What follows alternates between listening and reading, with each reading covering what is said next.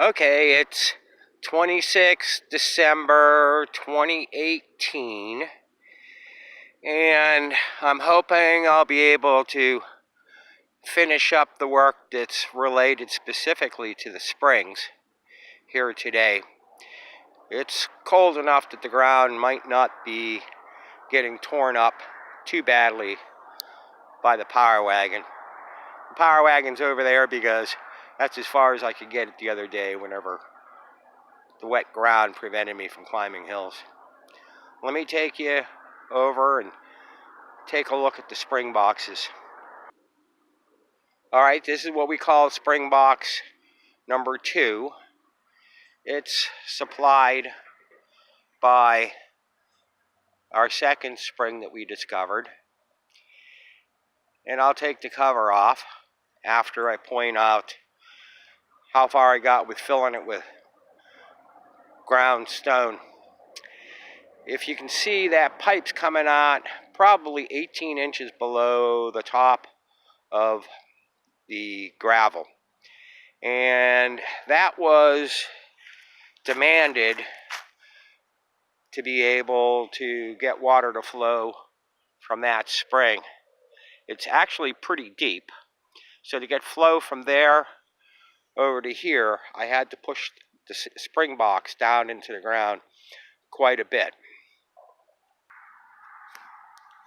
And once again, this is that spring box my brother assembled from parts you can pick up at Lowe's. Don't drop debris in the spring box, man. And it's been flowing pretty good, except for a couple of minutes ago, whenever it decided to just stop. It comes and it goes, probably because I don't have the pipe flowing completely downhill. I get some air trapped in the lines, and we have to back up a little bit to get the water to flow. But it's still going. Here you see, there's the water coming. So whenever it's flowing slow, that's what happens. It has to back up a bit, then it flows, and then it backs off again. And this only happens whenever it's really running slow. But it's running, and that's what I was looking for.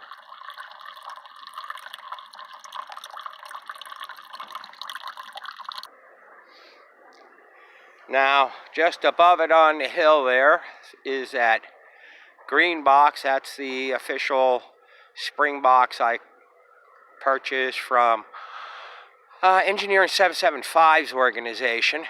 I'll take you over there and you can see what's coming from spring number 1. Now with the cover off of spring box number 1, we see we got better flow here. And that's because these two springs are actually tapping into different strata.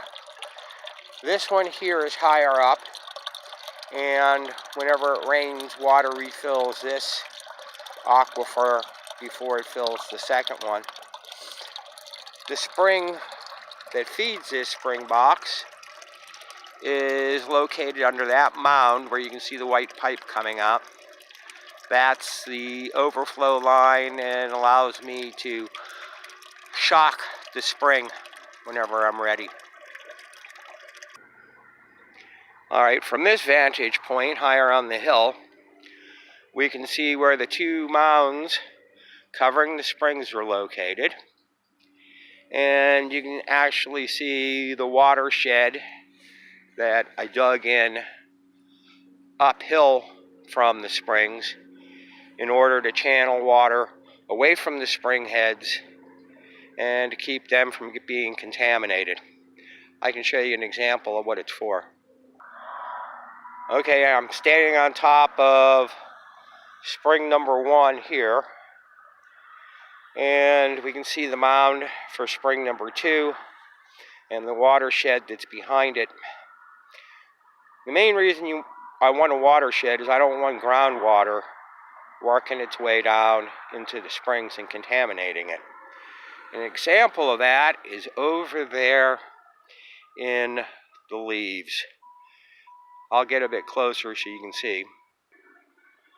Alright, that's what's left of a turkey that decided it was going to come here to die. And if I pan slowly, you'll see that's right above spring number 2.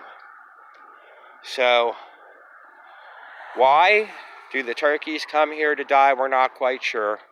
This is not the first time we found evidence of turkeys coming here to die. We could speculate it may have to do with access to the water and easy access to food in this area, but that's what they do. Alright, I've worked my way around to the other side of the springs, so you can see the mounds. The bucket gives you an idea of just how high these mounds are.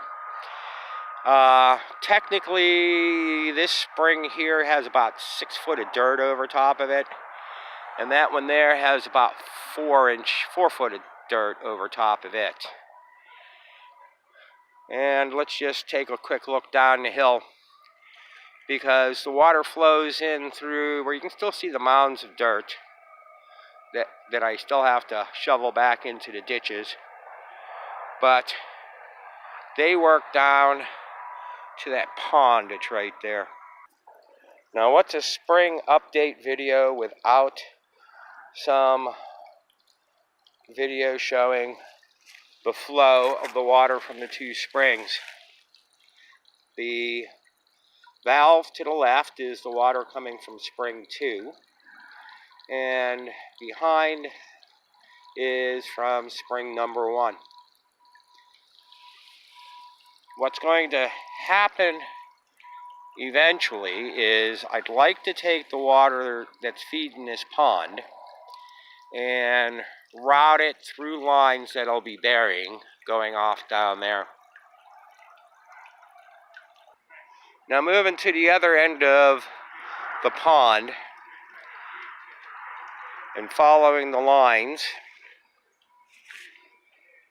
you'll see where I have PVC pipe that's running down to a tangled mess down there. That's where my ram pump goes in. And my hopes or intent is to put in a basin or a reservoir about here that I can then run a straight pipe from here directly to the ram pump. It's got to be a good 14 feet between here and where the ram pump is. With 14 feet of drop, even with a reasonable expectation, I may be able to pump it 150 feet. But in my case, I only have to get it to the top of that hill over there, where I've got the pond and I also have the orchard up there that I'd like to be able to water. Well, it's caught my attention, and there is what my brother calls the crazy cat lady. It's been at it again. Let me see if I can zoom in a bit. Alright, there is a cat trap there, and a cat box there. She's determined to collect as many cats as she can. Well, I guess that's it for this. I know, shaky video. That's what happens when you zoom in with a cell phone. So the intent is to get those springs to be able to run a ram pump where I can run water up to the top of that hill and take care of the orchard and vineyard. That's it for now. Thanks for watching.